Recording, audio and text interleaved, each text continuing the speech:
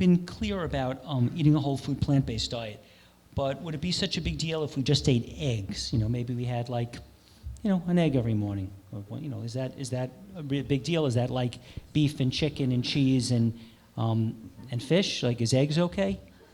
So to turn a phrase, and I don't want to steal everything from my presentation tomorrow, but I would say, what came worse, the chicken or the egg? Okay. Okay. So as it turns out, I think a lot of us were shocked to find that you could have a substance with zero cholesterol, not saturated fat, and that would be egg whites. And that somehow would be impugning health because we thought that the egg yolk had all the cholesterol and that was leading to plaque, et cetera. So a couple of articles. One talked about IGF-1, which is associated with development of diabetes, cancer, heart attack, stroke, death, actually does occur with any kind of animal protein. And so having a concentration of animal protein, and the protein is not that great in egg whites anyway, but I'm not going to give away the quiz questions for tomorrow about how much it is. But then the other side of it was in 2016, and I will go over this tomorrow in detail because you have to have this emblazed in your brain, the graph that talks about hazard ratio of animal versus vegetable and which type of death, that is other, cancer, heart disease, or all cause, which one of them is not associated with increased death. And the only answer was dairy causing cancer. Now, some people would argue with that. Well, just do another study of another few 100,000 patients followed for a long period of time, and you could refute that. But as most of you know, red meat kills.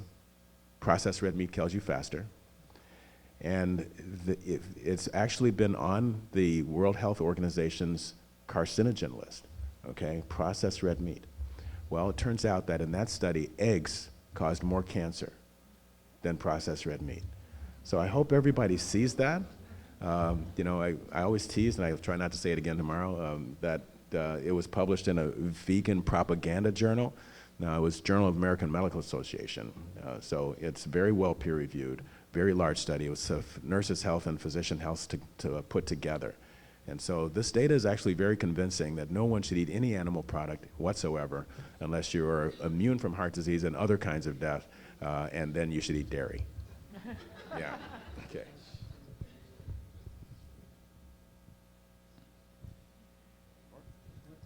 Okay. We were just chatting, S and I, on Was it. that in October of 2015?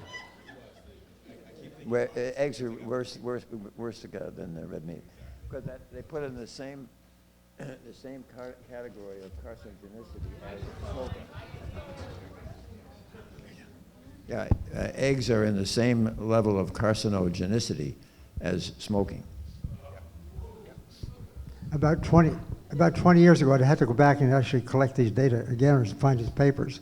But I recall when I wrote a brief review on this some years ago, 4 studies showing that eggs were significantly associated with increased risk for colon cancer in particular. That was some years ago. Quite striking, actually. Can I make one more comment on this? Because I did spend a fair amount of my presidency fighting this issue.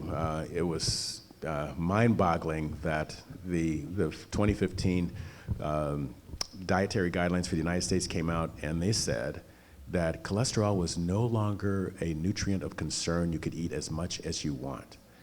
And the references were 2. One was our guidelines, American College of Cardiology, American Heart Association, which was completely not true. It was a complete misrepresentation, them quoting us saying that, that eggs were not associated with any adverse outcome.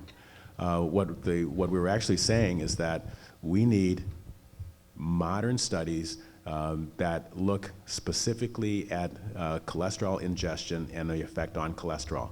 Well, it turns out that even that was misguided again, and it had missed a few things, and I've sent it all to Bob Eckel, and they would never say that again. But even so, it was misquoted. The other one was even more interesting. It was a study, a meta-analysis, meaning that they took a whole bunch of studies and put them together, and you had to have one of these 2 criteria, that is a population with less than 1 or 0 eggs per week versus 7 or more eggs per week.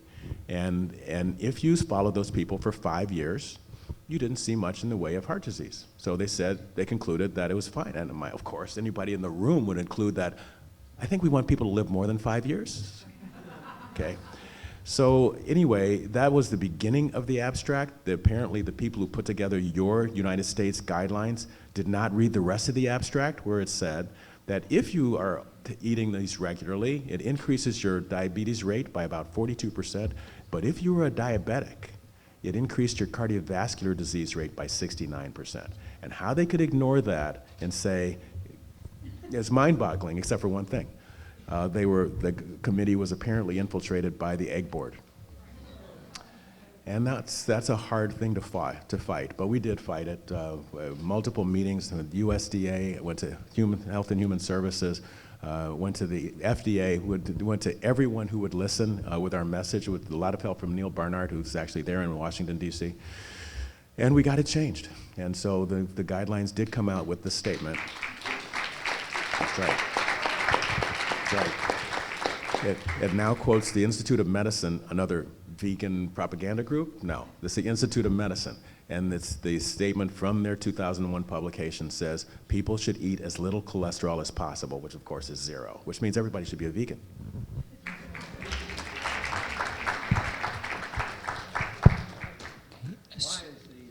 Use the microphone.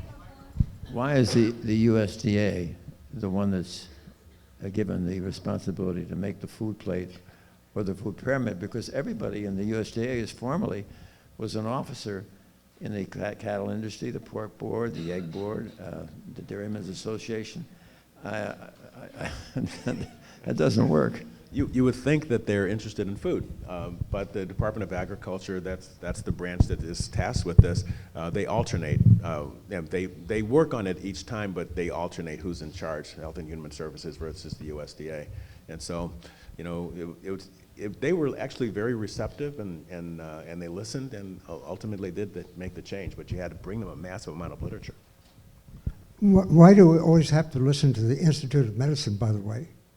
Because in 2002, when those dietary guidelines came at that time, they came to the range idea. Instead of just RDAs or RDIs, if you will, they started developing ranges. A little bit before that, but using ranges. So the range said to be safe for protein consumption as a percent of total calories. Okay. Went up to 35%. In other words, it's safe to consume a diet, mostly from animal foods, with a range of protein intake up to 35%. And it so happens the chairman of that board at the time was the most significant consultant for the dairy industry in the world. Wow. And so that has caused so much mischief. Institute of Medicine, and I've been on those panels too myself. And so I would argue that, maybe going back to what you had said, Hess, that some of these government bodies, you know, who sort of establish guidelines, if you will, they're not all right. Yep. And so I'm really troubled by what the Institute of Medicine has done over the years. Oh, I agree. We shouldn't have to go and have multiple meetings to get something fixed that's evidence-based. You know, and that old saying, you know, never attribute to malice what's easily attributable to ignorance, okay? But that only goes so far in this area. This area is what's attributable to money.